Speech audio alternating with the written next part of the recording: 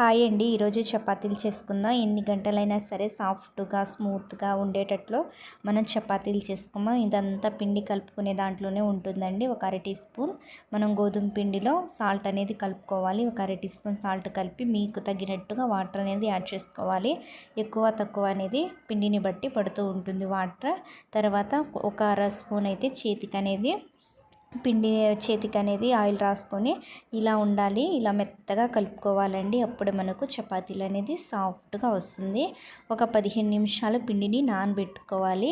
Next round బౌల్లా తయారు చేసుకోండి. మీకు ఏ సైజులో కావాలంటే చపాతీలు ఆ సైజులో మీరు రౌండ్ బౌల్లా తయారు చేసుకోండి. నెక్స్ట్ చపాతీ పీట మీద పొడి పిండి చల్లుతూ రౌండ్గా మనమైతే చపాతీలు అయితే చేసుకుందాం. ఇలా చేతికి కొంచెం కూడా పిండి అంటలేదు. చూసారా అండి ఎంత మెత్తగా కలుపుకున్నా ఇట్లా కలుపుకోండి.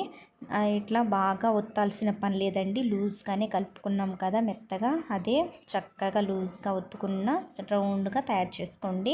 చపాతీలు అయితే మంచిగా సాఫ్ట్గా చాలా టేస్ట్ ఉంటుందండి. ఇలా పెద్దగా చిన్నగా మీ సైజుని బట్టి యాడ్ చేసుకుంటూ చేసుకోండి. నెక్స్ట్ ప్యాన్ పెట్టుకొని ప్యాన్ అనేది బాగా హీట్ అవ్వాలండి. హీట్ అయిన తర్వాతనే చపాతీలు అనేది వేయాలి. అది మనం ముందే ఆయిల్ అనేది యాడ్ చేయకుండా ముందుగా చపాతీలు పొడిగా వేయండి. తర్వాత ఇలా బబుల్స్ వచ్చినప్పుడు మనం నెక్స్ట్ సైడ్ అయితే తిప్పుకోవాలి. బబుల్స్ ఇటు కూడా పైకి కొంచెం పొంగుతున్నప్పుడు మనం 1 టేబుల్ స్పూన్ ఆయిల్ వేసుకోండి. 1 టేబుల్ స్పూన్ అయితే సరిపోతుంది.